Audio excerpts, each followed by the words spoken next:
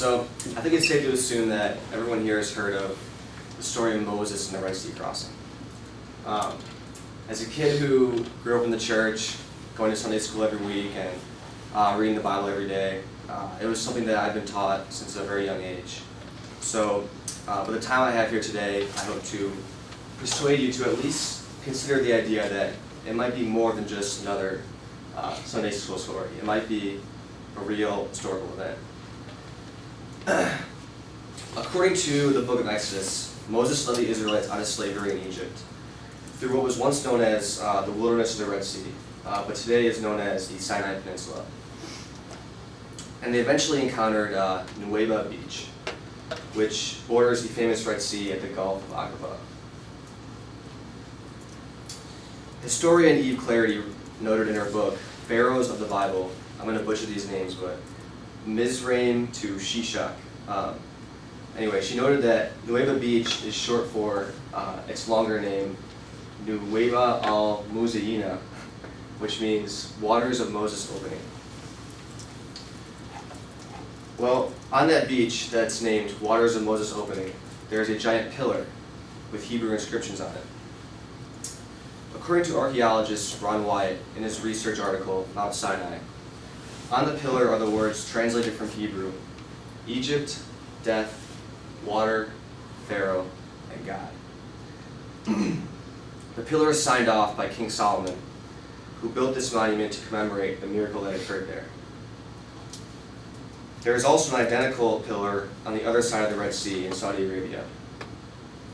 Well, Isaiah 19:19 speaks of a pillar being erected at the border of Egypt to honor the Lord's miracle that occurred there.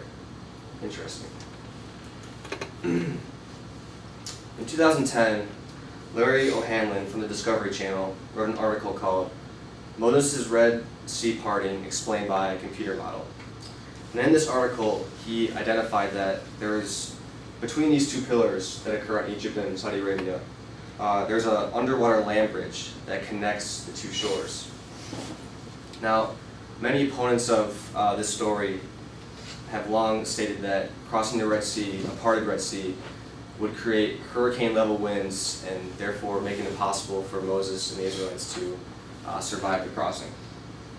However, as Dr. Leonard Muller noted in his book, The Exodus Case, this statement would be correct if they had crossed to the north of the bridge, which has a water depth of 500 meters, and the south of the bridge, which has a water depth of 300 meters. However, this underwater land bridge only has a water depth of 33 meters. So he states that the wind would not be a factor at all, based on his model. So today, on and around this land bridge, there exists some pretty incredible archaeological findings. Archaeologist Ron Wyatt went diving in the Red Sea a few times in the late 1970s, and then came back to start his own research museum. In this article, Chariot Wheels in the Red Sea, he notes that there are in fact chariot wheels littering the seafloor on this underwater land bridge. Now, after thousands of years, the chariot wheels made of wood have been disintegrated and have since turned into coral because coral attaches to wood, and those made of gold have been preserved because coral does not attach to gold. So many of the wheels are in the form of coral, but they still have that same wheel-like shape. What is even more significant about these chariot wheels is that some are from the 18th Egyptian dynasty, due to the fact that they contain 8 spokes on them.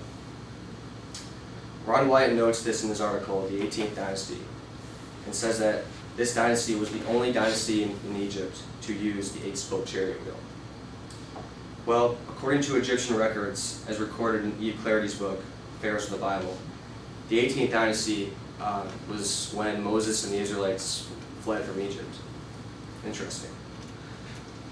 According to more of Ron Wyatt's pictures, parts of chariot carriages and Egyptian weapons have also been found, along with horse remains, despite the fact that there are no horses in the Sinai Peninsula today. As Wyatt put it, there's an army down there.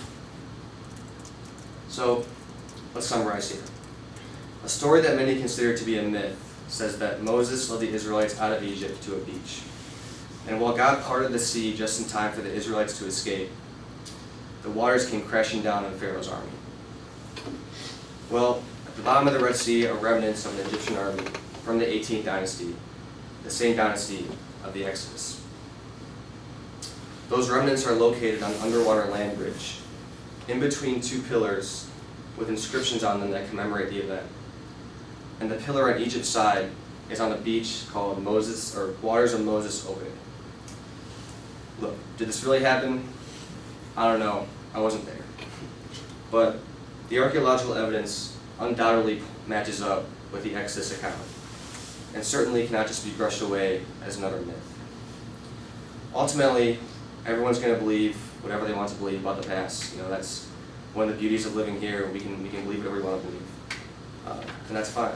But what we have in the Sinai Peninsula, at the bottom of the Red Sea today, is evidence that demands a verdict. I truly believe that it points to the Red Sea crossing. Thank you.